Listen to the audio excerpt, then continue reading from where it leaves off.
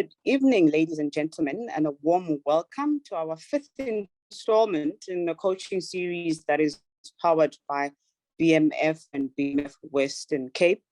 It promises to be a jam-packed session that is full of very, very, very informative insight. And I'm looking forward to the views and a collaborative effort from everybody that is on this platform tonight. I'm looking forward to all your questions. We will have 2 Q&A sessions during the course of the session, and we looking forward to engaging with all of you. Without further ado, as I said, it promises to be a jam-packed session this evening. I'd like to introduce our panelists. We've got 4 panelists with us this evening. Ilona Hlatshwayo, Malcolm Phillies, Esethu Mangcwatshwa, and Khanyo Ngwenya. If I may very quickly hand over to the panelists just to quickly introduce themselves before we start with the business of the day. Ilona, may I start with you? The floor is yours. Good evening, everybody. My name is Ilona Hlatshwayo. I'm an executive and entrepreneurial coach. I have over 16 years of coaching and corporate experience. I currently sit on the Comensa board as the chairperson of research, and I look forward to engaging you all this evening. Thank you. Thanks, Ilona. Malcolm, the floor is yours. Good evening, everybody. Thank you very much for having me back again. So I'm an executive and leadership coach. I'm also working with teams. My experience in corporate has spanned about 17 years. Before that, I was in manufacturing. So a little bit of everything. I'm currently serving also on the International Coaching Federation South Africa chapter board as the executive officer for the foundation, which looks at how do we expand social impact through coaching. So I'm excited to be here and share this platform with you guys. Thank you. Thank you very much. Mrs. Esethu Mangcwatshwa.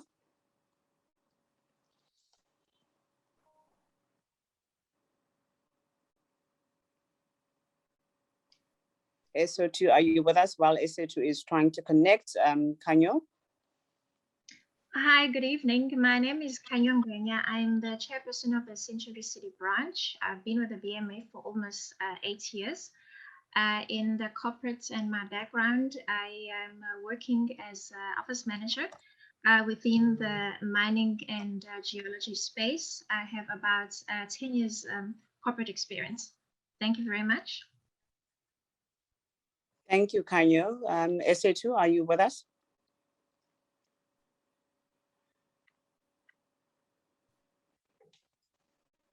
Okay. Esethu seems to have disappeared there. While I give her a few moments just to try and connect back with us, I just want to give a bit for the benefit of those that have not been with us from the beginning. I just want to give you a brief background of how we are, or how we got to where we are this evening. I see Esethu is back. Esethu.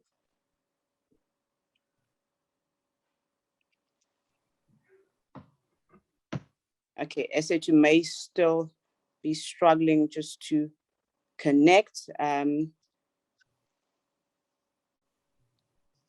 I will carry on.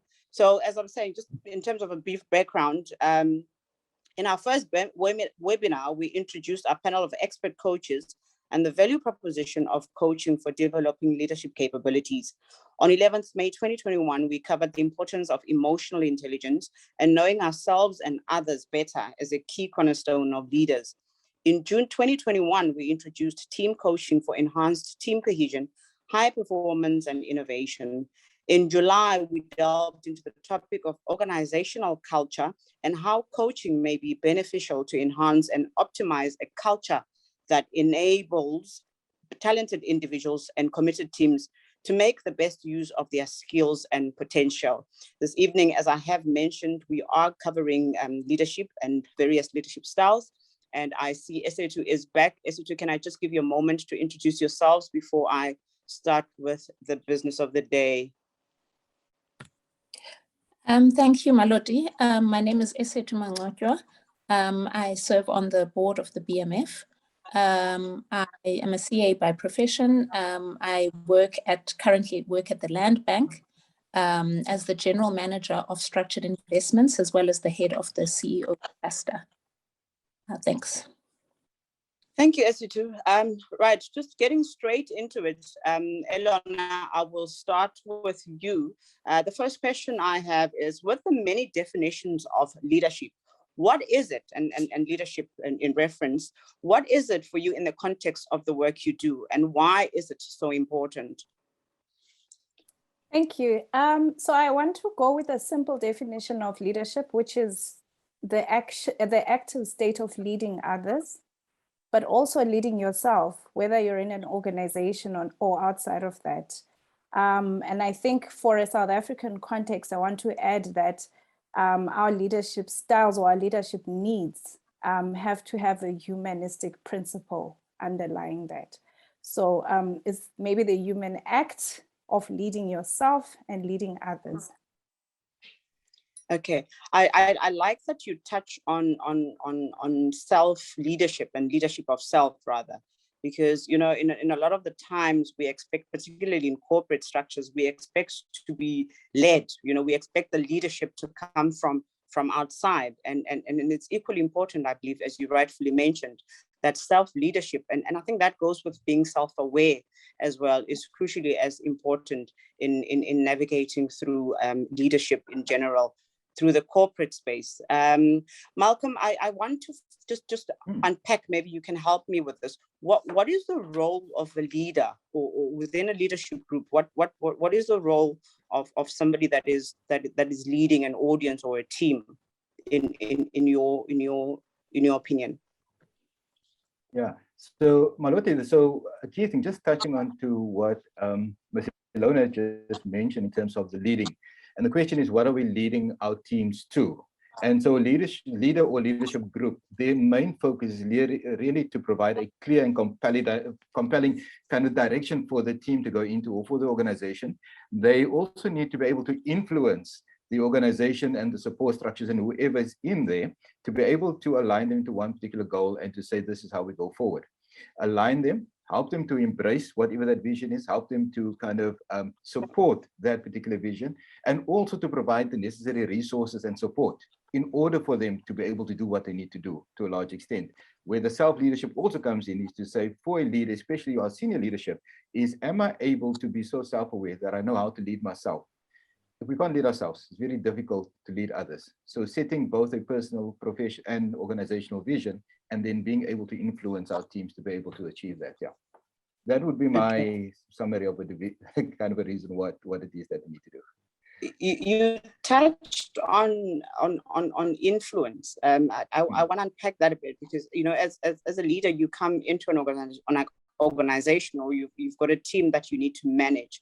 You know, what sort of traits does one then use to influence a team of subordinates? How do you navigate that process?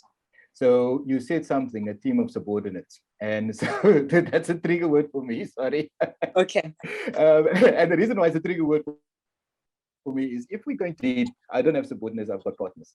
And it's partners in terms of fulfilling a particular vision or achieving a particular goal.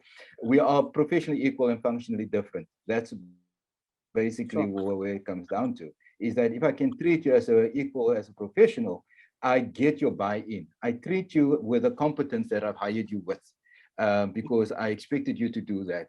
And a lot of times leaders find themselves wanting to do everything, but you can't. A marketing specialist is a marketing specialist. I am not, but I can be the CEO of organization without being the marketing specialist. What I need to do is, how do I manage and kind of create the entire value chain and manage the value chain in terms of what it is that they deliver, and trusting the people to be able to do that.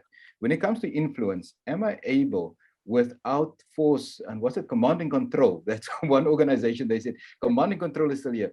Command and control is a managerial function of, you know, and I think it takes me back to South African history, Yabas, and we are not there anymore. We're actually in this point of, you know, Malcolm, you have a certain level of intelligence, you have got this particular contribution that you can make to the organization. Let me leverage that off you. And how do we partner with each other? So I found that successfully, when it comes to influence, is if you start going into a partnership, you actually see how your team can move together with you in that. And that's why the vision and direction must be compelling. not forced upon, but it must so be compelling that people was willing to follow and to say, how do we support you in that? Yeah. Not sure if I've answered you, Maloti. I see. Yes, you have, and I like how you rectified that to suggest a partnership, instead of leading, top down. I see Eleanor's hand is up. Eleanor, do you just want to chip in there? Just a quick one on influence. I think it's important to create psychological safety in the people that you're leading. Build relationships, build bridges, and not build high walls between the leaders and the people that they're leading. So it's important to be intentional about building those relations, because on your own, you can't achieve much. So you need to actually grow the relationship, and then you can lead together. So your influence is based on how secure do they feel and how much trust have you built with them. Okay, trust. Maloti, I like that. Yeah, Maloti, can I add one more thing? Of course. The one thing that we need to realize as leaders is that we don't have a linear structure anymore where it's top down or whatever. There's a multi-layer stakeholder management that needs to take place. So as a leader, you've got stakeholders. Your team that supports the vision and runs with you, they are your stakeholders. What are you doing for them? Your peers, your competitors, those are stakeholders. The board, the whatever, those are stakeholders. Are you able to manage that and influence there? Because you will notice that when it comes to the board, you need to be able to influence up. You must be able to influence down. You must be able to kind of have the breadth of it as well. So stakeholder management is a very important skill. And in order to do that effectively, Ilona's point about the influence, and that all comes in together. Psychological safety, and is the leader brave enough to be able to manage certain stakeholders that they might fear? And so the bravery of leaders is also very important. Thank you, Malcolm. I think just on that note, and I think I'd like Khanyo to take this one, is what are some of the key competencies or skills of leadership, and which 2 or 3 or 4 are critical competencies for anybody that strives to lead in an organization? Maloti, I think there's quite a number of competencies that we can reference, but I think the ones that stand out for me, I would start with the one of the emotional intelligence. I think that one is very critical. It's been mentioned by the colleagues already, but I think that is the ultimate critical one, because you need to first have that self-awareness of your own self, because before you can lead others, you need to know who you are. You need to lead yourself. So you need to be able to read the environment where you lead. You need to understand the people. So that is the first critical one that I would say. And then the second one, I will say, just the ability to be able to listen. Being a leader that is able to listen and know that as a leader, you don't know everything. You are going to be able to have a time where you have to listen to others. You are going to be able to have to learn from others. And then the third one will be, I would say that just the ability to develop other people. You need to see potential in others. You need to try and lead people and always encourage others, empower others, because as a leader, for you to be a leader, you need to empower others. I think those are the 3 ones that stand out for me, Maloti. Thanks, Khanyo. And I think so far, really, the common thread, as I mentioned already, is the notion of being self-aware and the notion of leading self, and understanding that, and then understanding, how does your personality, fit into the team or the structure that you are managing or leading. And it just brings me to another question that says, looking that people have different ways of managing or different leadership styles. I mean, there's autocratic leaders, there's transactional leadership, there's transformational leadership. I'd like you to take this. Is how does one know which leadership style to apply, and in which situation, or in what situation would that be applicable? Thanks, Maloti. I think the best way to answer that is to look at a situation like COVID. So in a situation like COVID, you would have leadership styles that work and that don't work. And I think as a leader, obviously you have a dominant leadership style, but you definitely have to be able to pull on other certain leadership styles as the situation calls for that difference. So if you are an autocratic leader, and I think I'm glad that autocratic leadership is sort of being phased out. So you don't find it a lot, but you do find pockets of it. So if you're an autocratic leader, maybe you're a sole, or you're an SMME, you're the CEO, you're everything. That can work. But the minute you work with people, you need to kind of adapt that. And what I saw in my organization, which faced so we had COVID, plus we had our own internal crises, is that leadership styles like autocratic leadership style, laissez-faire leadership style, those didn't work at all. And those are almost two very opposite ends of the coin. So with your autocratic leaders who were, you need to do this, it's my way or the highway, I'm demanding of you, we're not getting a lot out of employees. Employees would simply disengage, because guess what? We're now sitting at home. So if I just disengage, there's very little that you can really, do.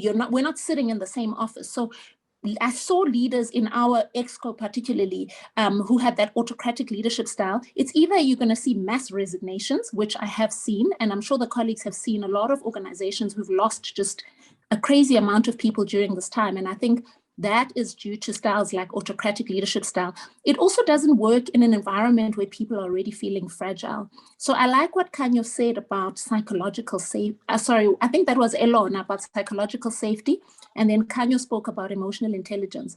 So in an organization where people are feeling uncertain, they're feeling quite fragile, there's a lot of emotional stuff going on in the background, people are sick, people are passing away, that autocratic leadership style comes across as very, very uncaring. And I've experienced seeing that in my own organization, and people simply, those that don't resign end up being having to go on leave for stress, having to get admitted, having to get on medication.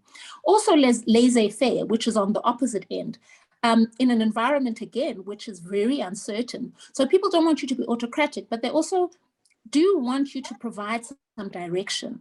They want to know that things are going to be okay. They want to have a sense of security somehow, and that's where the styles like your charismatic leadership style, who are, people who motivate and inspire, that leadership style has worked during this time, and also transformational leaders who focus on productivity and influencing others, but in a positive way. So I've found that those are the leadership styles that have worked. I would say that charismatic, transformational, and democratic, where you are providing guidance, you are inspiring people, you're providing the vision and the workable solution, but you're also saying, let's build this thing together. We're all in an environment that we've never experienced before.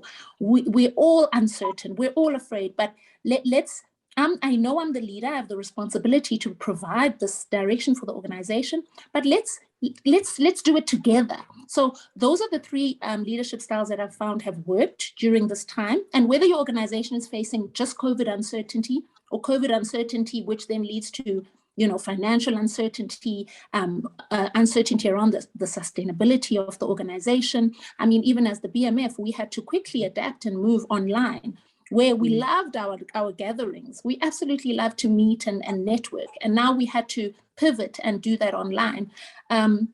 And then the leadership styles that didn't work, as I said before, autocratic, or on the opposite end, laissez-faire, where people feel very uncertain and are kind of craving for direction. I found that those didn't work. So I think, as I opened with, every leader has a dominant leadership style. But as the situation evolves, you ought to be able to really, I'm looking for the word now, to have this dynamic capability to use and pull from different leadership styles so that you are effective, depending on what the situation calls for at the time. Thanks.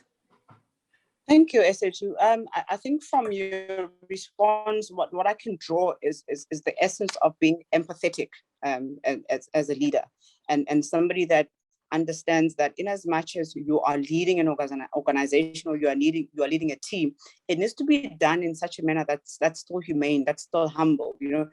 In the African context, we speak a lot about Ubuntu, and I believe that's really important. But my question is, and I'll open it up to the rest of the panelists to take it, is how do you manage the bridge between being empathetic to your teammates and being firm in instruction and in leading the team? Anybody can take this, Malcolm, Elona, or Kanyo.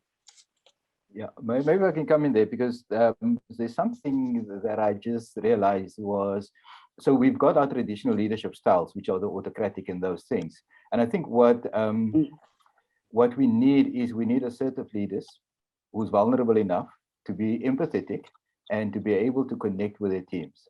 If we look in terms of crisis management, you don't need somebody, like you say, laissez-faire, like let's go have a committee to create a committee to create a committee. You actually need somebody that can be quite decisive, but you need somebody with a level of empathy with that, which means that I can be assertive without being aggressive. There's no command and control, but in the assertiveness, let's pull the team together. The other thing is also empathy is a key element in that.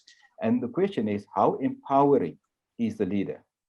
Besides the leader himself or herself being empowered, how empowering are they towards their teams? And you will find that with this whole thing that COVID has brought, have you noticed that we are all called to contribute to some success of whatever the organization is trying to achieve, more now than ever, because the leader did not know what to do. And they depended on the staff to say, what will work for us? What will work for you? Kanyo, your rhythm is different because you might have 3 children. Malcolm, you might have 20 children or 3 wives or whatever it might be. So our rhythm started getting different. So managers didn't know how to manage because 8 to 5 hours is. Now I'm no longer is 8 to 5. I might be 10 at night. So being adaptable, being agile, those are key competencies of a leader also to say, how do I make things work with what I have? And then empower my team to deliver what they need to deliver. Yeah, so for me, assertiveness is the key thing in that. How can I be assertive, empathetic and caring and still connect with my team? Thank you, Malcolm. Yeah, agility, I'm completely in agreement with you. The example, I'm not so sure. Elena's hand is also up. Elena, you might want to come in there. So mine was to say that they don't have to be mutually exclusive. So your empathetic leader is not a doormat. Your empathetic leader is socially intelligent, understands their context, and will lead through influencing and understanding. So it doesn't mean that just because you understand where people are coming from, you're going to let go of the bottom line. Your strength as a leader is to actually maximize on your understanding of your staff to help you to grow the business. So examples of now in COVID, do I stick to saying I want everybody to log on at 8 o'clock just so I can see your faces, or do I let people work at their optimal time and find that when they're not policed, they're actually more productive? So giving employees the rope of responsibility and also keeping yourself assertive, like Esitu said, laissez-faire is just not going to work, especially in a crisis time. So I think as leaders, it's important to understand that being empathetic and understanding doesn't necessarily mean that you lose on your assertiveness. Thank you. Thank you, Elena, for that. Before I take questions, Esitu, you wanted to just add onto that topic? Yeah, thanks, Maludi. Elona kind of touched on what I wanted to touch on, and I think this is something that trips us up as female leaders, this having to choose between being empathetic and being assertive. It really isn't mutually exclusive. I've seen in our business female leaders who are very, very, very hard. They adopted this very hard autocratic management style, and now that we talking about it, I think they fall into the trap of thinking if they bring their compassion, if they bring their empathy as a woman, as a female, I'm not saying that males don't have, but this is one of the benefits of having gender diversity, is that women just bring this other aspect. And if we don't bring it and we see it as a weakness, then we tend to then go very strongly to the opposite end and become extra hard and extra aggressive and you know, this control. What did you say it was, Malcolm? Control and? Command and control. Command and control.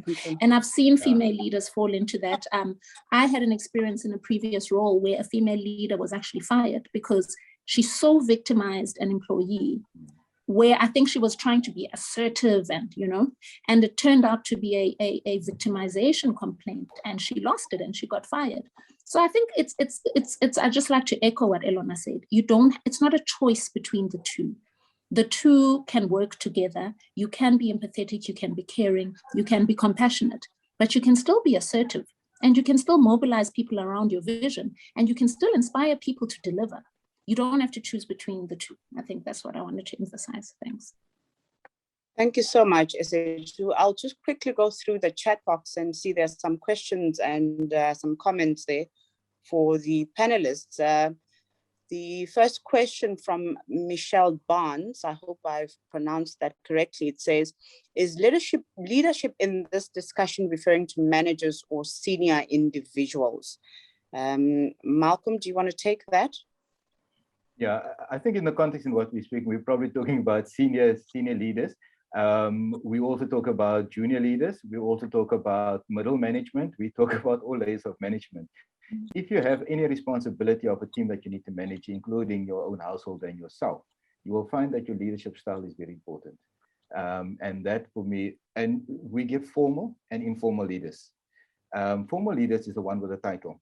And informal leaders, I'm not sure if you have noticed that within a team, if the manager is missing for whatever reason, one of those hands-off kind of managers, you know, go ye therefore and do whatever thou shalt for, you'll find somebody stepping up, and they take on an informal leadership role, especially when there's change that happens. So I think when you talk about leadership, let's take it from a very broad spectrum to say, yes, they are formal and informal, but it's also the senior, but it doesn't exclude anybody that's got a supervisory or any other kind of role as well.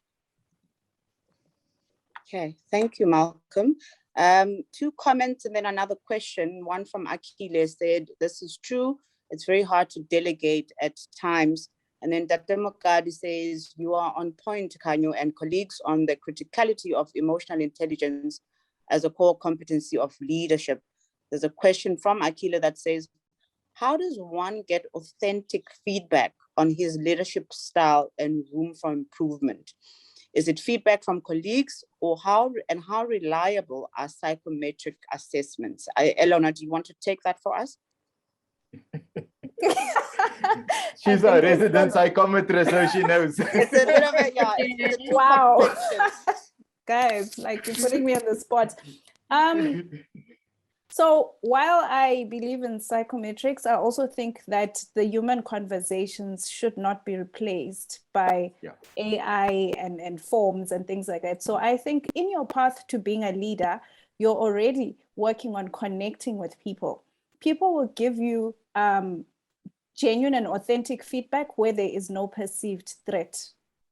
It is also important to start to listen to what feedback do I get when I haven't even asked for it. Some of that feedback is, what are you observing in terms of body language? What are you observing in terms of when you ask people to work with you and do things with you? What kind of feedback do you get, which is nonverbal? Because therein lies your clues that, are these people warming up to me? Is something going on? And that's the beginning of you trying to understand the people around you. You can do psychometrics, I'm not knocking them, but because as a leader, we are building relations, speak to the people you work with. I'm working on developing myself, and I'd really appreciate honest feedback for you. So it's not going to threaten your job, but it's to develop me to be able to work with you better. So I think don't throw away the human side of working with people and understanding yourself in the context of working with others. Can I add something on the psychometrics? You may. So I'm a customer of Elona and her psychometric tests. And I've recently gone through a hectic group of, or they call it a battery of psychometric tests, by the way. I think as on the other side, doing the psychometric tests and getting the feedback, I think they're good. I think that they should pick up red flags, and I say that loosely. But I also found that they were very situational. So if I do my psychometric and I'm feeling overwhelmed by something at home, I'm going to come out as I have a low stress tolerance and I have a lack of adaptability, because that's what I'm feeling at that particular moment. Talk to me tomorrow, next week, you're going to find probably that's not going to come out as strongly. So that was just something that I noticed when I went through a recent, I want to call it a battery of psychometric tests. The other one was, they did an integrity test on me. Before you do the integrity test, they write in big bold letters, do not lie. The test has an inbuilt lie detector. So if you say anything that is a lie, we will detect it and it will work against you. So just, Elona, just some feedback. Things like that are very, very, very intimidating. And now I was answering, not even sure if I was being honest with myself or not, and whether this thing was going to pick up. So yeah, but I think, you know, please hear my disclaimer. It's been 11 years since I left that. There's a reason I'm a coach now. Yeah, no, it can be very intimidating. Anyway, I just wanted to share that as an experience that I had recently with the psychometrics. Thanks. Maybe if I can add something to that feedback. I think we need to get a holistic set of feedback, but I think the most important is the one where you actually reflect as a leader to say, what happened today? When I spoke to Malcolm, when I spoke to Mukadi, what was his facial expressions, like Ilona said, with that body languages? What happened? Why did he go quiet when I entered the room? Or when I started speaking in that board meeting, why did everybody just keep quiet? And I'll give you my personal experience is that, I mean, I serve on various boards, and I realized on the one, the moment I open my mouth, the topic is done. Nobody else has got anything to say. And I was like, am I that intimidating? And I actually asked one of my friends, I said, I just need to get some feedback on this, because it seems that whatever I say, then the conversation stops. He says, Malcolm, but you put a full stop to the conversation. We actually need you to speak right at the end. You say all the right things, you got the points, but let our voices come in first, because by the time you are done, none of us has got anything to say. And I took that feedback and I actually decided it's not that I'm just going to sit quiet and just boil. I'm just going to allow the conversation to flow, and then at the most appropriate time, come in and say something. And that created an energy where the guys could actually generate the ideas, even though I might have all the brilliant ideas, whatever that. Not that I have all the brilliant ideas, Margotis, just in terms of that context. So that feedback is very important, is for us to be attuned to what's happening in the room when I'm there. And can I do that? And I think it's Tumi that mentioned that it must be a safe environment. We need a safe environment to be able to do that. Otherwise, your team will never give you feedback. But the feedback will be loud and clear in the silence that they do give you. Okay. Elona, I'm just gonna give you 30 seconds. You just want to comment on that before we move to the other questions? Just to say, the comment by Tsietsi about creating an environment where independent thinking is encouraged is very, very important, because there your feedback will flow and you will know where you're at as a leader. So that comment in the chat is really important. Okay, thanks, Elona. I've got another question from Talia Mapumulo, who says, hi, how can we lead our colleagues and those who are in more senior positions? Or is leadership a behavior that is exercised by management? Sometimes one needs to impress on colleagues to drive projects and objectives. So yeah, how do we lead our colleagues and those in more senior roles? I would take that as the question. Kanyo, would you like to take that for us? Okay. I believe that in an organization, whether you are a junior manager reporting to executive, you are a leader within your right. And it's just very critical and very important that to always lead up. So if you have a manager and you are reporting to executive and you're a manager, you always need to manage your manager. So the importance of just leading from the down up, from the angle up, down up, not always an issue that you can't go directly to your manager and engage the manager and be able to add in some input on what is to happen. So it's very important to be able to manage up and manage down, and that then becomes a definite moments between you and your executive and your leader to understand each other, because there might be some challenges and areas that your manager is not able to see, but you being able to lead your manager, you're able to direct them. When they delegate certain tasks to you, they leave those to you, so you always have to manage that. Okay, thank you, Kanya. I'll take two more questions before we move on. This one is from Tsietsi, and Tsietsi says, how empowering is the leader? I would imagine this is close to what Malcolm had elaborated on earlier. It says, how empowering is the leader? It revolves around the leader encouraging the team to embrace the reality that everyone is an inherent component of the broader whole. Each one is important in their diverse ways of contributing to the collective target. Okay, I thought that was a question. It was more of a comment, unless anybody wants to give that a go. Otherwise, I will quickly move on. This one comes from Brighton Shumba, and Brighton says, what is the take on Google models on leadership which allows flexibility? I'll read that again. What is your take on Google models leadership which allows flexibility, allowing employees to come work when they feel they are going to be productive? Do you think this is a model that can be adopted? I think that speaks to remote working and flexible hours. I'm not sure who wants to take that. I think this is already in practice in many organizations, just that you've got to be careful about core working hours, especially for employees that are integrating with others. So I mean, the last time I was in corporate was a very long time ago, and we already had that. I had a manager who started at 6 in the morning.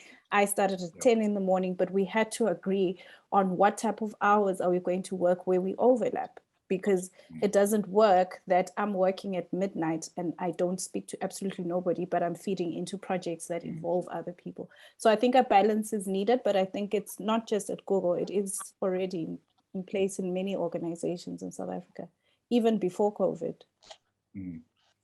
I think just to add to that, one thing that is very clear is what are the outputs, the expected outputs clearly defined in terms of what it is that we need to achieve within our roles, and then considering the integration between team members and that, and what is required in that.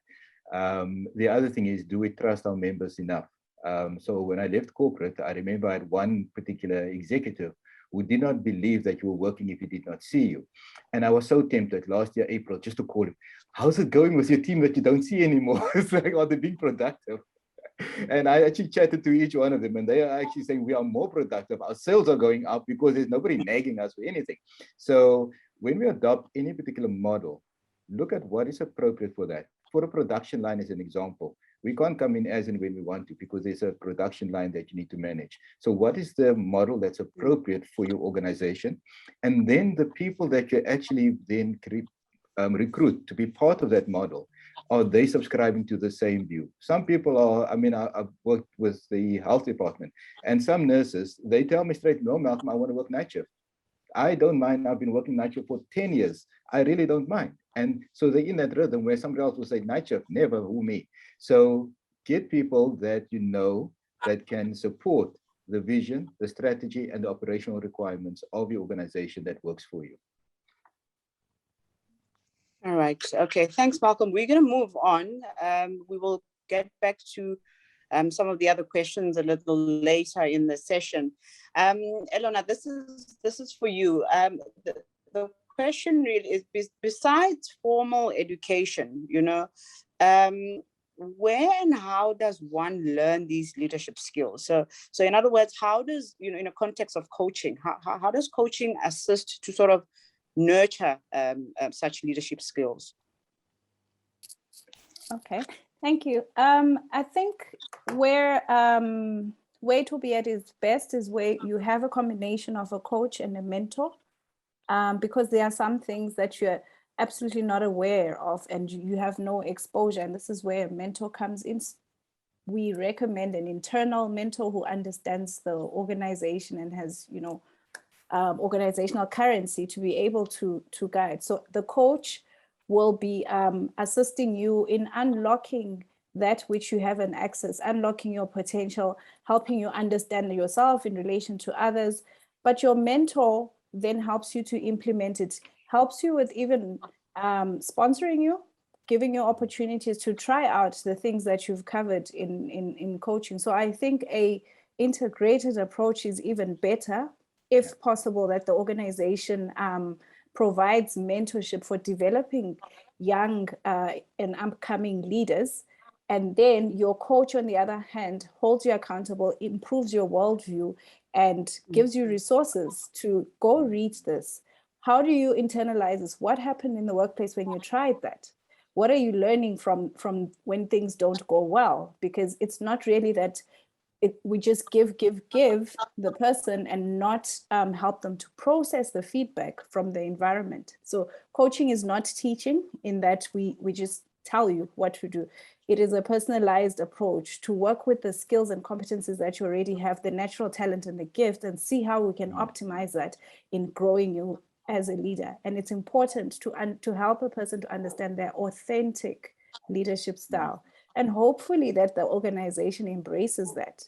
And if authentic is a little bit anti-organization, like we've spoken about the autocratic, then the coach helps them to be able to understand the context and be able to adjust themselves. And that is social intelligence that will help them to influence whoever they need to influence internally. Okay, so if I understand correctly, the coach's job is really to hold the client accountable. So it speaks of accountability. So and I would imagine then that's how you as the person that's been coached then says, these are my leadership capabilities, and I have now been made accountable to make sure that the things that I want out of the corporate structure that I'm in, I'm able to actually actively work on those things. That's my understanding of what you're saying. Malcolm, do you want to add on to what Ellen has just?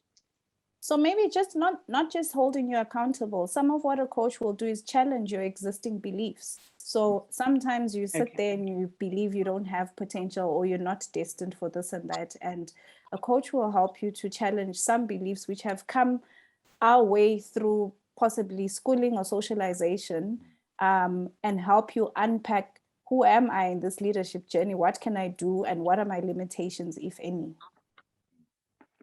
Yeah. So just thought from my side on that is that we've got various layers in terms of development. There's a transactional or technical layer in terms of the technical skills to manage and to lead. Then there's the transformational or behavioral aspect in terms of who am I?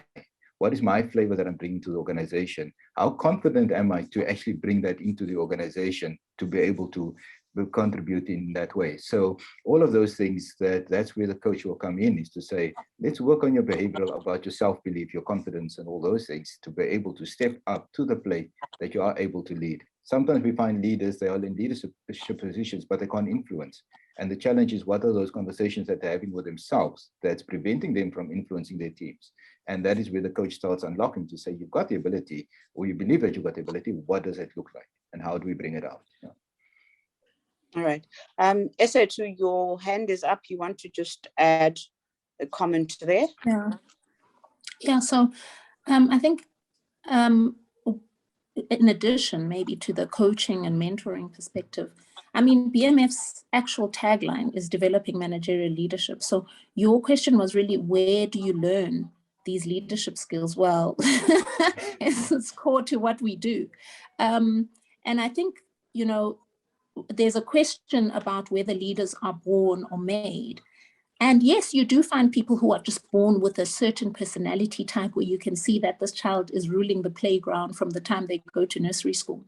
But actually, I think that question of whether a leader is born or made, I think it excludes a lot of would-be leaders, because they feel if they were not born with these characteristics and they can't learn them. But actually, there's a lot of the nurture. So even as a parent, how you actually nurture your child, how you challenge them, how you ask them questions. Okay, so you cried, this is what happened at school. So what are you going to do? What do you think is the best way to do it?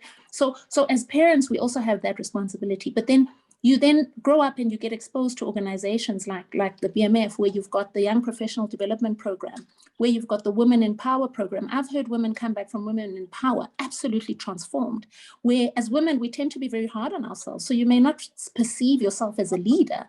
And I've seen people go to that program and come back with an incredible level of confidence. So when you ask yourself, where do I find these skills? Yes, you can go to school, you can read a book, but also be very alert to opportunities like the ones that the BMF gives you. And what I've learned in my journey with the BMF is the more you get involved and the more you raise your hand to do certain things, even undesirable things sometimes. So you're leading a task team to deal with the elders because something hasn't gone right. But actually, when you then deal with those elders, then you learn so much from them in that process, which is very time consuming, very exhausting, and actually you would rather not do it. But as you do it, you actually then get to draw upon, I mean, the BMF has an absolute gold minefield, diamond field of leaders who are still part of the organization, who are still always willing to come and assist us. And so there's so many opportunities to learn and to learn from others and see how different people approach, how does a Bonang Mohale approach leadership or approach a challenge, whereas a Nolita who is, I love this Nolita, she's still very soft, but she commands so much respect.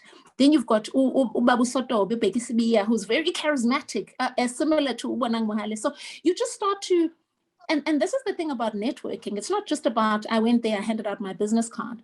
You get to actually drink from such a well of wisdom from people both young and old.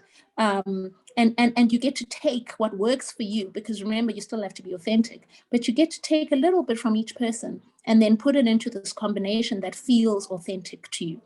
Thanks. Thank you, SH2. Malcolm, your hand is up again. Yeah, it's just 10 seconds. So just earlier I spoke about the bravery of a leader. And that is the thing of, am I allowing myself to step up and potentially fail at this thing? And so if I have to go speak to the elders, am I allowing myself the potential of failure?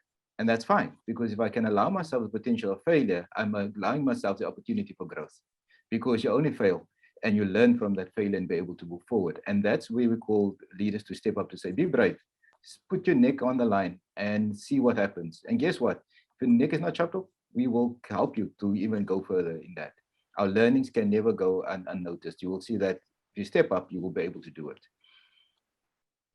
Thank you, Malcolm. SH, I believe that's an old hand, but I'm glad that you referenced, the BMF stalwarts, and it's something that I'll get to much later through a question that I have for the panelists. I think moving on, the question, maybe Malcolm, you can take this for me, is what are the challenges that leaders face right now in the South African context? I mean, we look at the current economic climate that is hugely exacerbated by COVID-19. You look at the civil unrests that we've had not too long ago. So what are the challenges, and how do leaders manage those challenges? You spoke about agility earlier on in one of your comments. How do the leaders navigate that? Yeah, so I mean, looking just at our current challenges that we're facing in terms, like you said, the unrest and those kind of things, and working with certain organizations and leaders, I found some of them to be quite responsive and caring and that, and be able to actually show their team. Others where the team says the deafening silence was too loud. And this is normally said, like within a crisis, your leadership character is shown. So your character as a leader actually come out when it's a crisis. And the question is, how do we show up? The other thing that we're battling with, and especially within a South African context, I think it's global, but South African as well.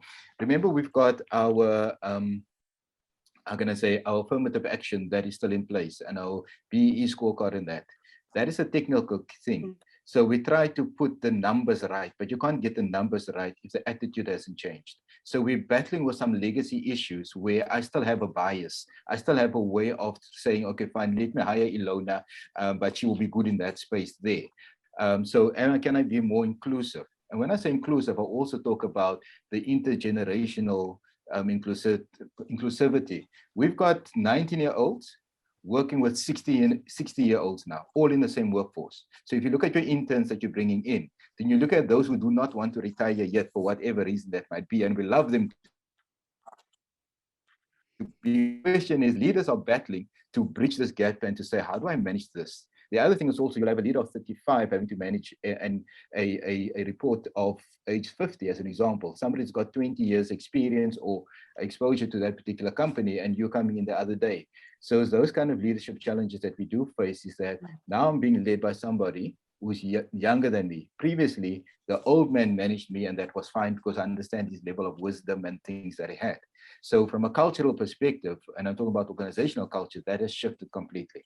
Who is an organization? Who are the managers? And for the managers to be assertive enough, strong enough, brave enough, but yet accommodating enough to make sure that they're able to influence both those who could be their fathers and those who could be their sons and daughters. That, I think, is one of the biggest challenges that we've got at the moment. Thank you, Malcolm. Elona, do you want to add on to that? I think I like that Malcolm's brought it home. Oftentimes we sit and we get all theoretical about it. We've got to hold ourselves as leaders of self and leaders of others accountable, and not just sit as we are growing up the corporate ladder and say, oh, the leaders are not doing well. It starts there when you're leading yourself to grow those competencies and grow those same values that you wish were given to you. So it's not just about sitting back and saying, I wish the leaders attended this BMF talk. I know we can share it. We can share the BMF and say they can help you develop your skills, but it's also important to start with yourself and start to hold yourself accountable and say, what type of influence am I in this organization, and what type of influence am I in my team? And am I influencing positively? And if not, it's important to hold yourself accountable to change. Lotte, Tumi just saying something in the chat to say that leading remote teams is a challenge, and leading teams remotely. And I mean, that's a current reality that we've got now. So the question that I've got for leaders is, what have you put in place to ensure that the functioning, because remember, at home, things are different now. My kids have got 2 different school days, as an example. So that impacts in terms of where I am and when you find me. My wife is in the office for 3 days of the week. So that depends on, so all those dynamics. Where one organization that I worked with one team, they got themselves a new team charter, a remote working team charter. They've got, like Ilona mentioned, core hours. They agreed to say, from 10 to 12, I'm generally available, because at 12:30 I must fetch my kids. So then they know, if you want to speak to Malcolm, is between. So it's about getting that agreement between your team. And the leader cannot make up his mind and say, this is how it's going to be. He facilitates a program or a conversation. He becomes holding a container or the framework to say, guys, organizationally, that's a framework to do. What can we do? And empower the team to actually come up. And you'll find that most of them that is able to do that, create their own little team charter for remote working, are the most productive, because they all buy into it. It is their program, and they hold each other accountable to that as well. Thanks, Malcolm. I see there's a question in Q&A that says, what are the key characteristics of leadership in the organization? What are the key characteristics? SHU, would you like to take that for us?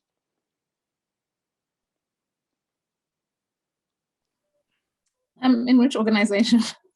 Or are we talking in general? In general.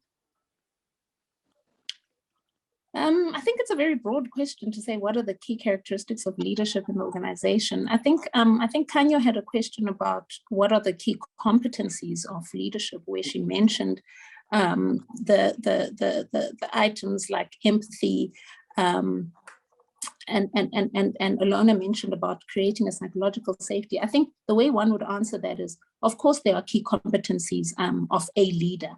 And I know from Ubabulot Ndlovu's book, he lists them. You need to create a strong vision around an organization. You need to assess whether this is an effective environment for that vision to turn into action. You need to look at the people around the table, if they are the right people for you to see that vision through. There are standard sort of, I would say, characteristics of a leader: the ability to motivate and galvanize people behind your vision. So set your vision, motivate, galvanize, inspire people behind your vision. Check if the environment is fertile for that vision to take root, and then for people to really take action, and then to demonstrate, a commitment and a consistency around a certain purpose or vision that you want to achieve. So you can have your sort of core set of principles that you think are key to leading an organization. But then, as I think we've all been mentioning, and what has been a common theme in today's discussion, is the adaptability, especially in times of crisis, which we have been in the past couple of months or year and a half. And also then where it becomes very important to be an empathetic leader, where it becomes very important, as Ilona said, to create the psychological safety.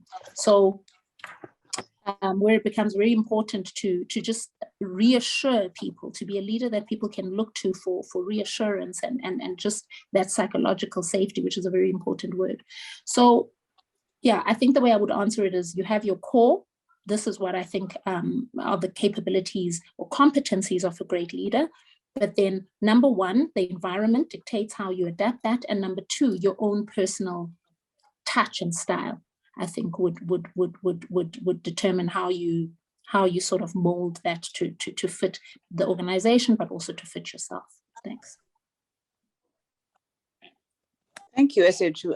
There's a question here before we move on that comes from Natim Tetwa. I hope it's not the minister, otherwise I would not have acknowledged him properly. But the question says, how does ethical leadership impact on the organizational culture? And in your view, why is the public sector struggling to inculcate the culture of ethical leadership?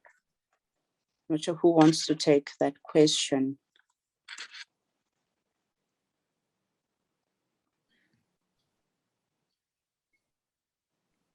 Any takers on the question? So I think I'll have a stab at it. Struggling?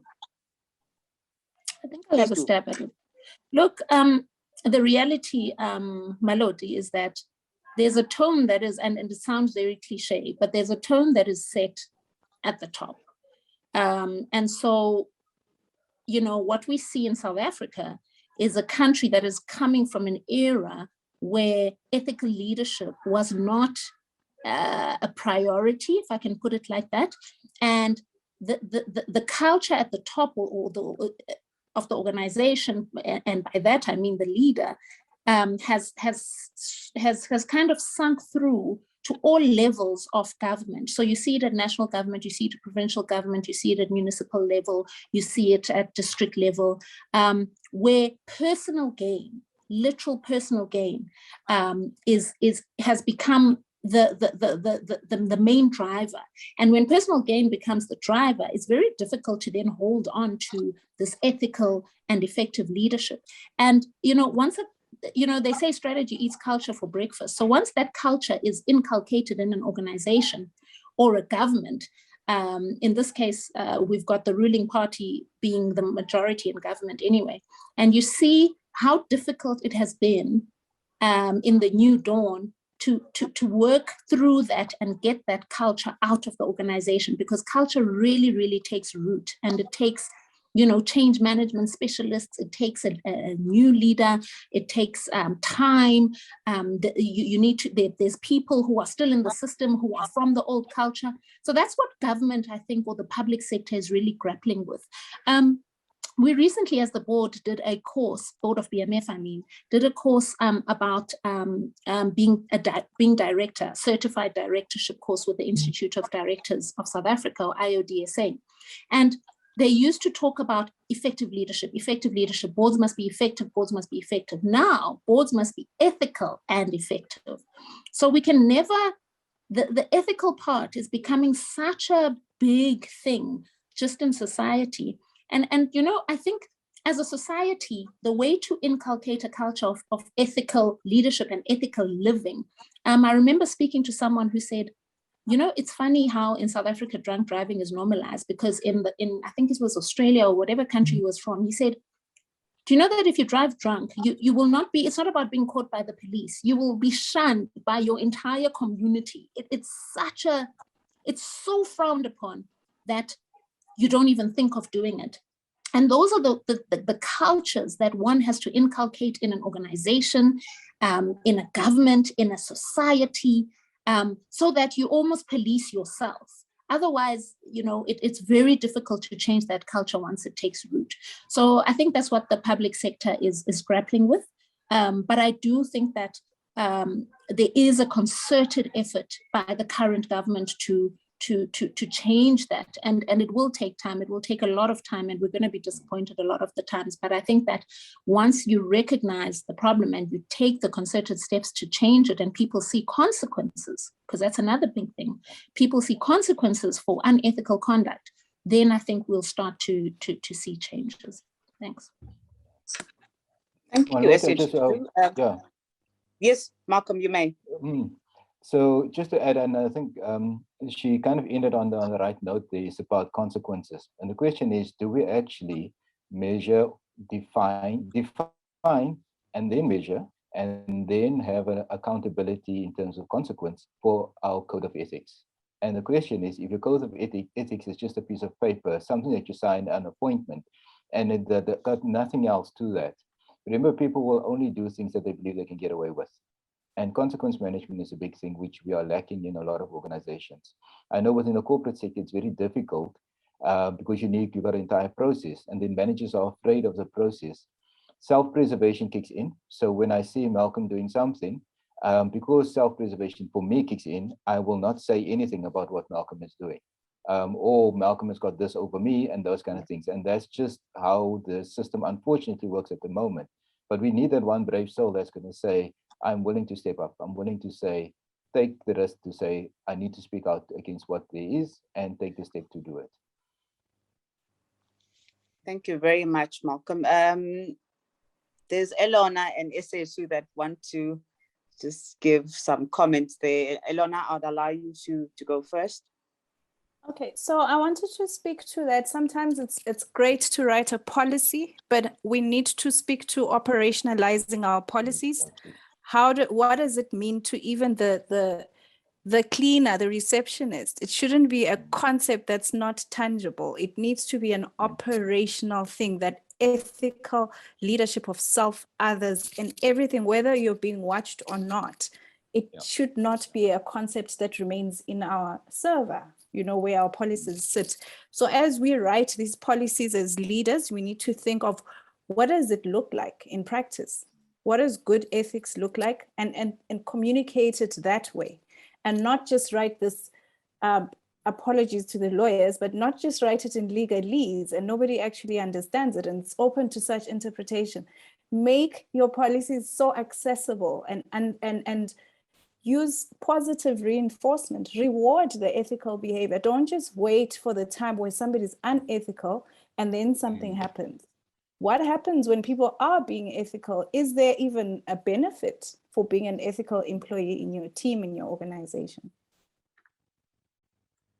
Okay, thanks, Elona. SH2, I'll give you very briefly. Okay, just briefly. I think I like to use examples that I've actually seen just to make topics sometimes more relatable, and probably someone might have experienced this, but I had an incident in my organization where there was somebody who had, raised their hand. The organization was in crisis. It was a middle-level employee, and he then raised his hand, and it turned out that he can operate at a level that put the executives to shame. And he was absolutely the star of the show, and he was working so hard, and he was, even the stakeholders, they only wanted to talk to him because that's how brilliant he was. But then when he asked the management to say, at the level that I'm operating at, if you can look at my salary scale, I'm actually still at the old salary scale. And not only that, but I'm at the bottom of my level in terms of salary scale. Could you guys look at something for me, whether you move me up to the top of just my salary scale, or, there's opportunities for new positions, et cetera, et cetera. And the management was very unresponsive to him. And he then called them out and said, you are being unethical in the way that you are treating not just me, but also your employees. And when he first said that, I was like, is that really unethical? But it actually clicked that unethical conduct is not only stealing, fraud, and all of these things, but actually, it's actually also just about your integrity in the way that you deal with people. And Elona spoke about rewarding people for ethical conduct, but also people who are genuinely contributing to an organization, people who raise their hands in times of crisis.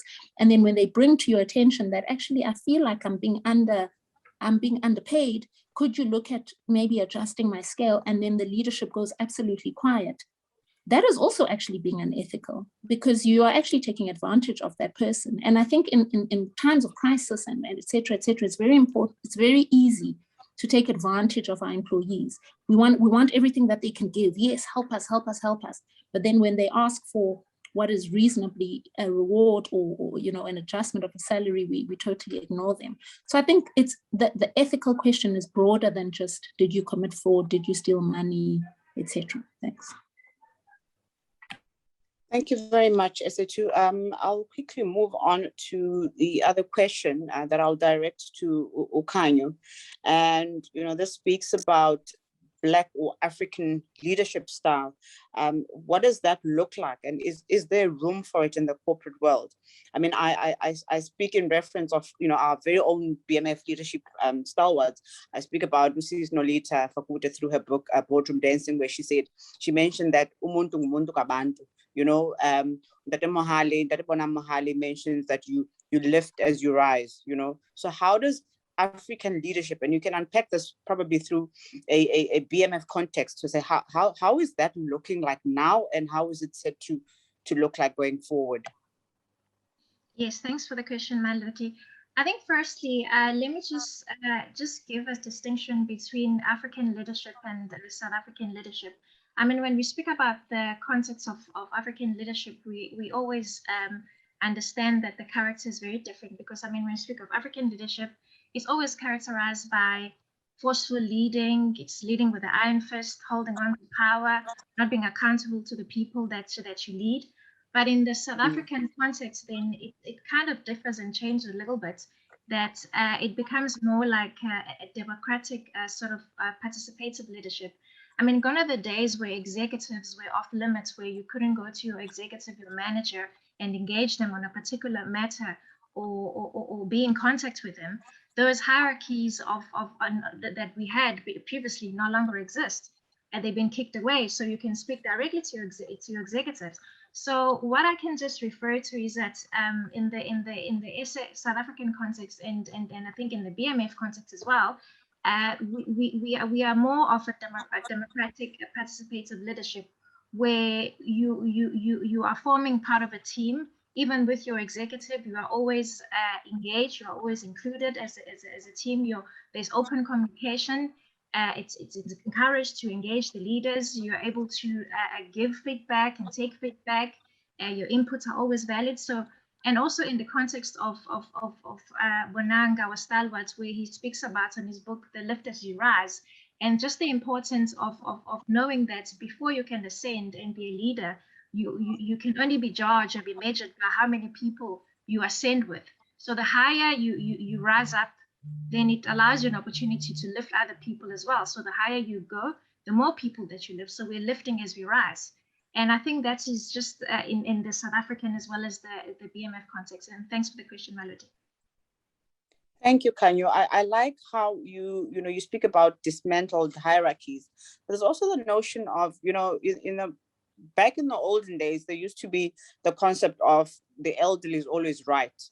And it's not always the case. And I think now with those hierarchies being dismantled, and as you said, we are able now to engage with people that are in senior positions more openly and more effectively as well. So the whole idea of and I think it's been a leadership style, or an African leadership style that has come on for years and years, and that the elder is not always right. And now I think we are able as young leaders that are rising, we are now able to challenge certain things and certain decisions that are made by, these so-called elder leaders in corporate and in the public sphere as well. Esetu, I see your hand is up. I'm not sure if it's an old hand.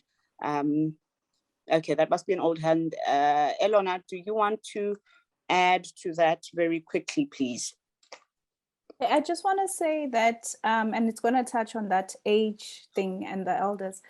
A critical skill for anybody in this time is the ability to unlearn and learn new things, to be able to empty your cup and refill it. So whatever your age, even somebody who's been working for 10 years, there are some things that have gone out and you're not using them anymore, but we hold on to things. So it's important as you lead yourself and others to be aware, what are the things that I'm holding on to that may not apply anymore, they don't apply in this context, and what new learning am I blocking myself from? So I think this is one of the things that can break the barrier of age and years of experience, because we could really learn a lot from the graduate that entered the environment last week. But sometimes we can lose out on such opportunities because we've got organizational currency and, you know, we've got a 16 years experience, but it's important to regularly check what's in your cup and how useful is it. Thanks, Eleanor. Malcolm, do you want to add to that before we move? Yeah, I think Ilona has summed it up very nicely. I think none of us, whether you're just new or have been there for years, we all need to check ourselves.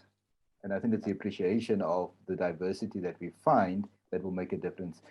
Somebody mentioned, I think it's Michelle Bonds in the chat, where she says leaders must inculcate curiosity. So Michelle is going to become my friend here, because curiosity is the one thing that I actually ask all leaders to kind of, if you're curious about what's happening, you are open to learn. When you're open to learn, you can unlearn and relearn new things in terms of what it is that you actually need to be able to manage yourself and your team around there. Okay, thank you, Malcolm. There are a few questions and comments in the chat section. I just want to pose the last question before we take on the questions and then begin to close the session. SA2, I would like to pose this to you. Looking at the progressive strides that to promote women empowerment in the BMF, you know, looking at initiatives that we have like Women in Power program, that saw 23 women in 2019 and 33 in 2020 graduate. How big or how important is the role of women in the BMF? Oh, Melody, I can look at this question from so many, or answer it from so many different angles, because it's important from so many different angles. I mean, before getting even into the technical things, just representation is very important. So it was always important for us to see Black people be CEOs in corporate. It was important for us to see a Black president. It's important for our children at school to see not only white teachers so that they think white equals positions of authority, but to see a mixture of that. I mean, I'll even go towards the likes of Ozozi Toons, you won Miss South Africa, where a girl with a brush cut or whatever hairstyle she had, who is not light-skinned and is not having a weave on, can actually win Miss South Africa. That representation, where we've seen Osis Nolita become the first president of the Minerals Council for the first time in 131 or 113 years, where you see Busi Mavuso as the president of BLSA, where you see Cindy Mabaso Koyana sitting on the board of MTN, sitting on the board of ESCOM, sitting on the board of PIC. Representation, to see people who look like you in positions, is so important to a young Black girl sitting wherever in the country, wondering if they could ever be and do certain things. So that is the first thing that I think is very important, why women need to lead in the BMF and need to be seen to be leading in the BMF. The second thing is that, as we've mentioned, gender diversity generally in organizations has so many benefits. So with women as part of a board of BMF or leading BMF, you would have benefits like a more accessible organization. So sometimes people are like, the board doesn't consult us, the board, etc. Women are notorious for being good communicators. So what you see in many organizations is women inculcating a culture of more inclusivity, more communication, more empathy, more engagement, just because of the way that they are. The way that women solve problems is different to the way that men solve problems. Women tend to take an interpersonal approach when solving problems, whereas men tend to be very task orientated. And that's not a bad thing, but the combination of the two produces better results. So organizations who have fostered gender diversity have seen increased profits because of exactly that, of the combination of the women characteristics together with the male characteristics, which then brings out solutions that were not previously there. Because previously you had a group of men making decisions on their own. You had a group of men thinking about what women need and want. You had a group of men talking about a maternity leave policy, which they really don't understand. Things like that. So where women are part of the leadership of an organization, we get to represent ourselves. We get to state that we actually can't be, I mean, I remember I had an exco that started at 9 in the morning and ended at 1 a.m. the following morning. Now, I can't do that because I've got a family, I've got kids, they need homework, etc. So just in general, women leading organizations is critically important, especially in the times that we are in the BMF more so, because I remember posting the financial mail cover for this year. We were celebrating 45 years, and I posted the financial mail cover on my WhatsApp status, and there were about 10 males and 1 female. And instead of people saying, oh, is the BMF 45? Oh, I didn't know the BMF was 45. Oh, you guys, you develop managerial leadership. What are your programs? Every single person who responded on my WhatsApp status said, so many men, like what? You know? And so things like that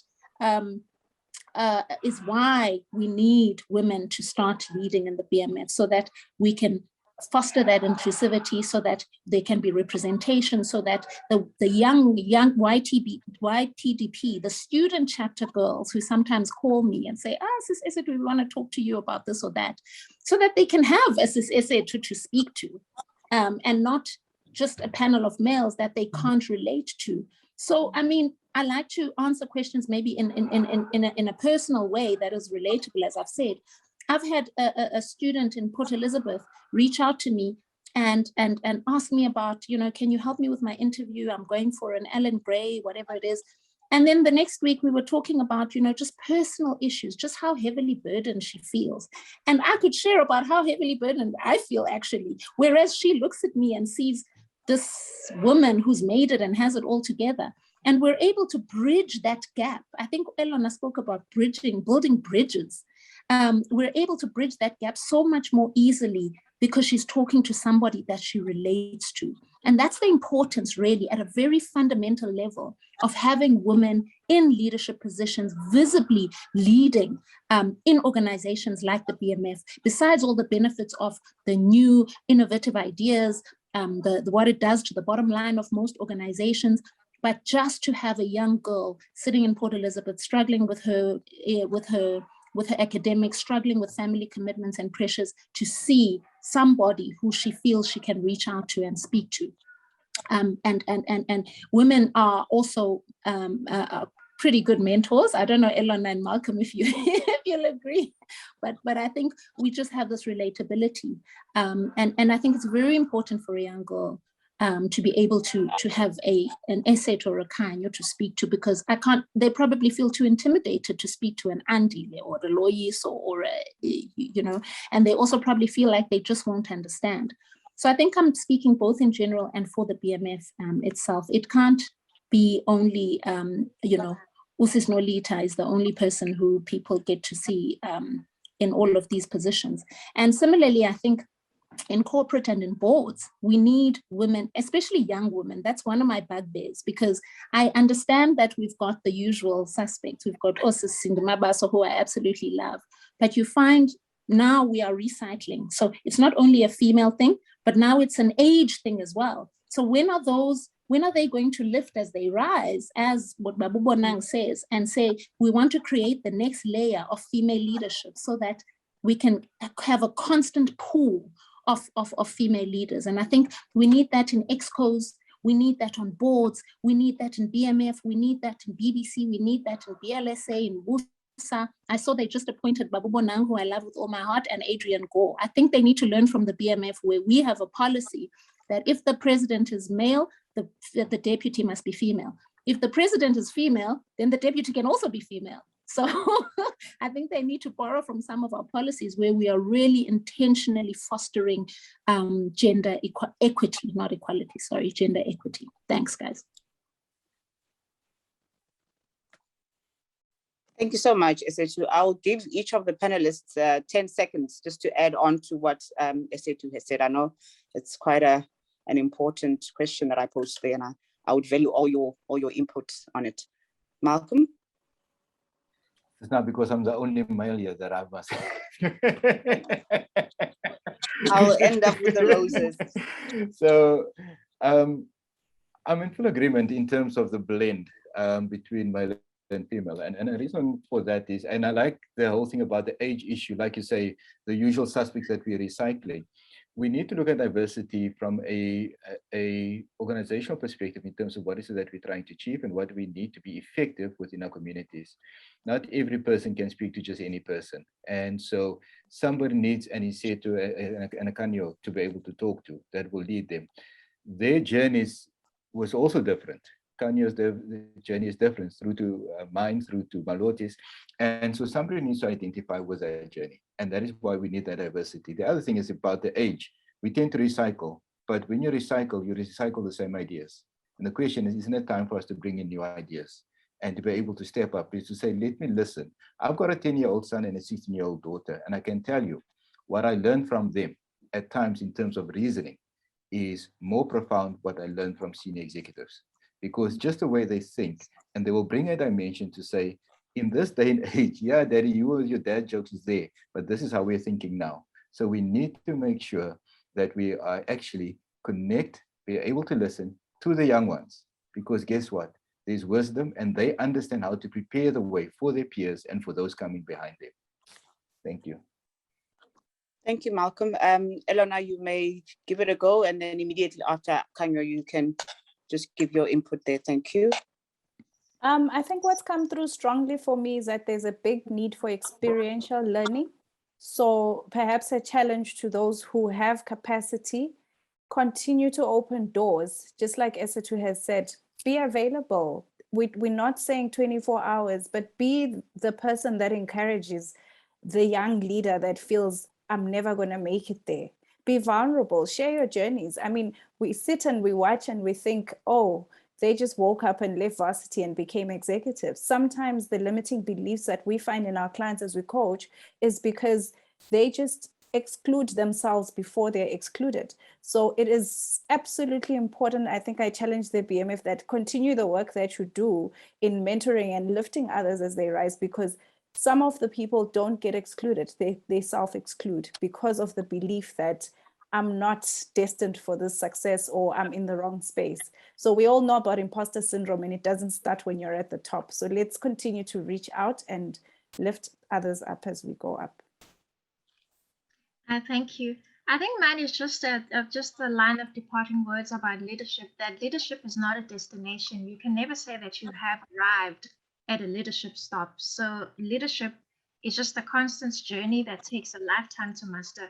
So just keep on learning, keep on revolving, keep on inspiring others as you continue on your leadership journey. And thanks for me. Thank you. Thanks, Kanyo. I'm just going to quickly, for time purposes, I'm going to run through the last round of questions, and then we can close. Duncan Mnisi says, we are in times of crisis management. Your character as a leader is either the problem or the solution. Is skills development at the expense of character development an outcome of what we are not taught in business, which bleeds all over our subordinates? Not sure who will take that answer. Maybe I can. I think there's three things that people get hired for. It's the skills and perhaps the years of experience, but character is one of the most important things. You can have a very knowledgeable person that can break your team apart or break your brand apart. So I think that's a very good point that Duncan's brought in, that passion, character are those intangible things that can actually spew poison into your team. So it's important to start to focus on character development and pay attention to the interpersonal nuances, because sometimes you will have mass resignations because of a leader whose character is just not developed, the emotional intelligence, the social intelligence, and the empathy and all those things. And they just have an amazing profile, qualification-wise. But those things are also very important to pay attention to. Okay, thanks, Elona. I've got 2 questions and a comment. I'll start with a comment from Michelle Barnes that says, I think another competency a leader should possess is to be curious. When you remain curious, you want to learn more, try more, do what hasn't been done, involve others who may not necessarily fit the mold, but have something to offer because you are curious about how different the outcome could be. That comes from Michelle. Then a question from Elvis Rabohali says, different industries make themselves amenable to remote working. Others just require people at work, and those at the top cannot all work from home but be present. Is this fair? Okay, that's a question. So what is fair? And I think that's a question that we need to ask. Take that, Wala.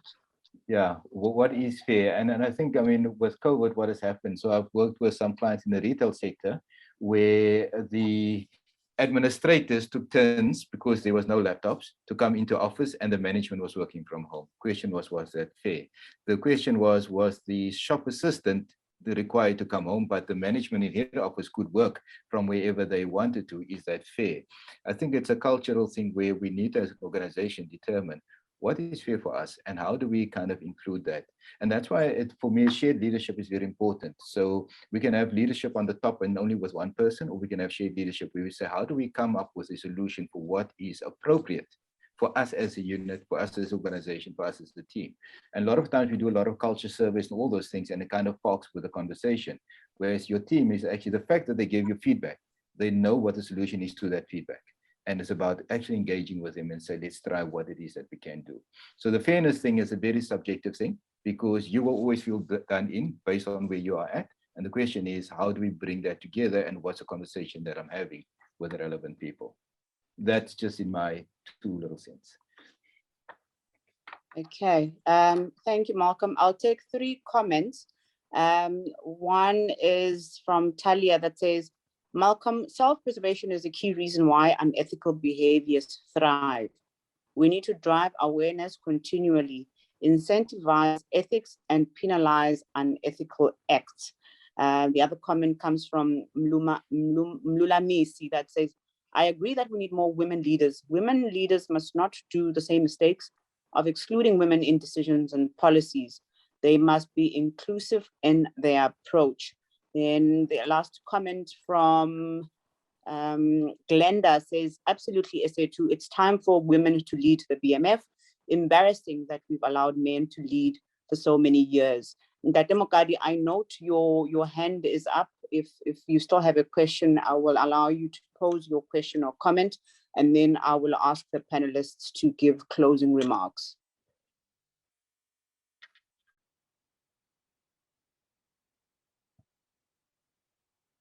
Okay, looks like Ntate Mokadi is gone.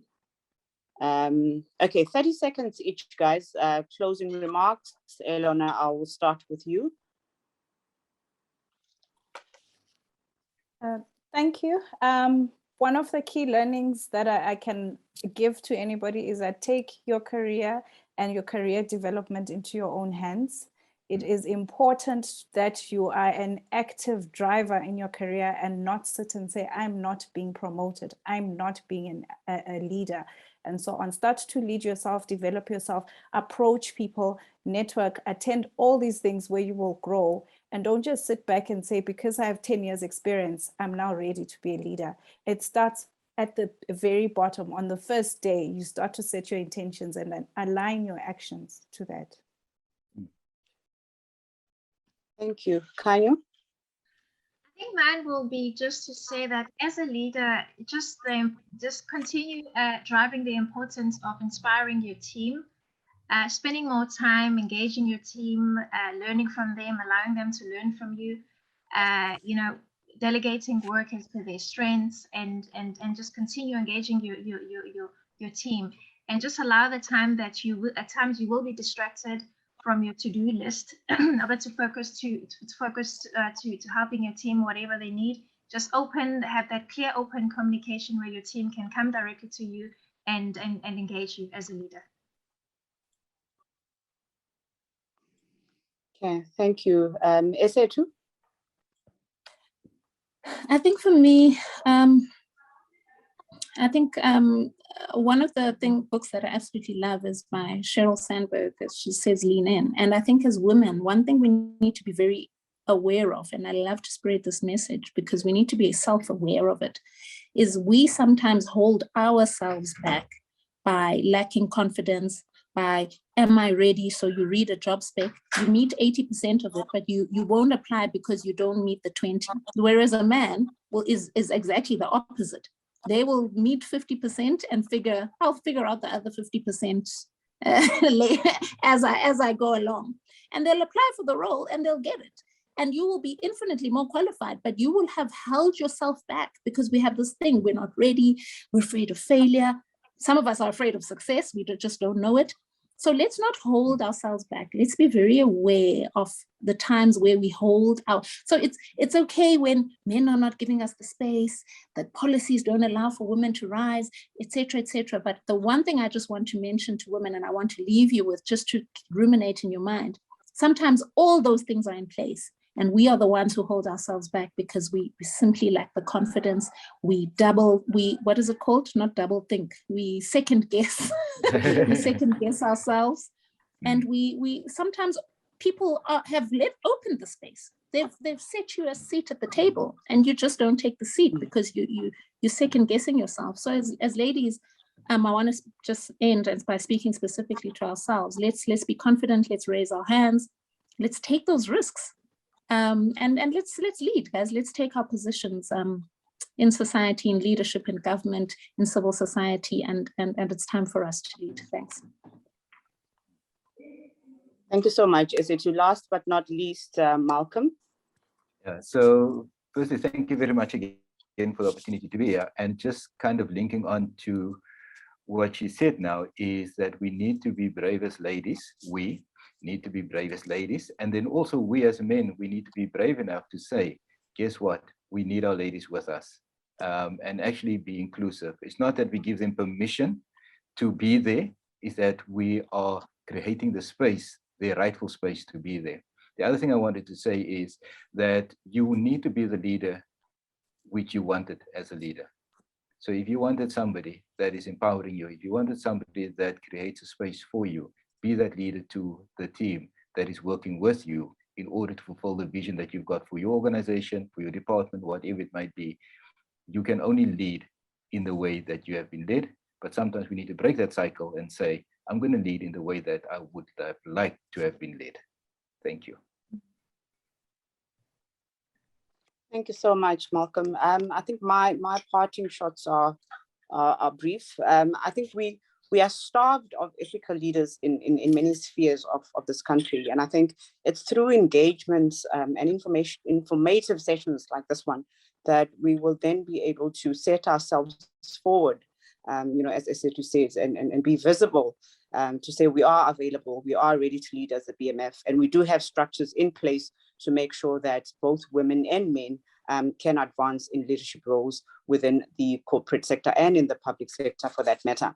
And I want to also leave you with a quote from Mr. Nelson Mandela that was made many months ago, while he was addressing the management forum, he said, I am confident that the Black Management Forum, which represents a sector of society that formed itself under the most difficult of circumstances and when opportunities were few, has a critical leadership role to play under the favorable conditions of today. Ladies and gentlemen, our next session, which is the final of coaching of this coaching series, will be on the 5th of October. I invite you all to be on the lookout for email communication that unpack more information with regards to that specific session. If any of our guests this evening are not members of the BMF, I encourage and I urge you to please sign up. We are for a good cause, and we have a lot of programs much like these ones that seek to advance leadership in this country. Thank you very much. May you all have a lovely evening further. Thank you. Thank you, everybody. Thank you. Cheers. Good Thank evening. you, our panelists. Thank you, everybody. Bye-bye.